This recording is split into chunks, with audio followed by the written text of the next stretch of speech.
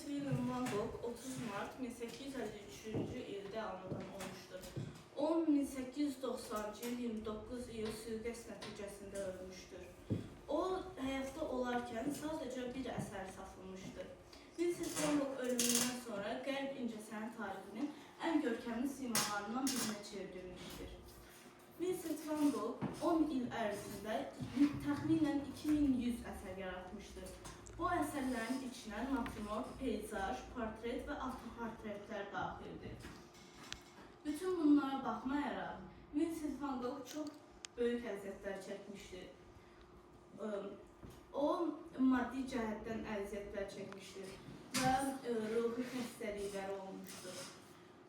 Vincent van Gogh ömrü boyunca cəmi 860 yağlı boya əsər yaratmışdır. Bu yağlı boya əsərlərinin əksəriyyətini ömrünün son 2 ilində çəkmişdir.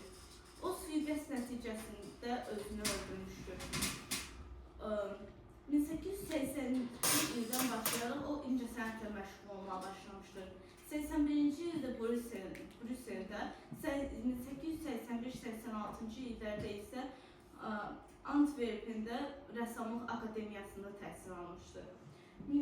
O, dövrünün ən məşhur rəssamlarından biri olan Mauvendən məsləhət almışdır. Məhz bu məsləhət onun gələcəkdəki iş üslubuna təsir etmişdir. 1880-ci illərdə onun əsərləri tünd rənglərlə, kəskin cizgilərlə və qəmgin mövzulara rast gəlinir. Van Gogh'un ən sevdiyi rəng sarı olduğu üçün o öz fantaziyalarını, ideyalarını, fikirlərini məhz çiçəklər üzərində əks etdirir.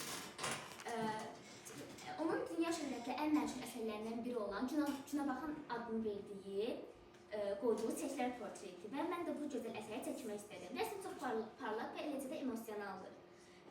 Rəsmə diqqətlə baxdığımızda fikir verə bilərsiniz ki, çiçəklər solğun və cansız görsənir.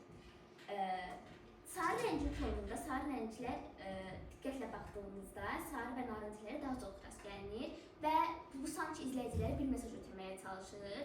Van Gogh çox gözəl bir rəssam olmuşdur və indi onun bütün əsərləri bir sərvət dəyərindədir.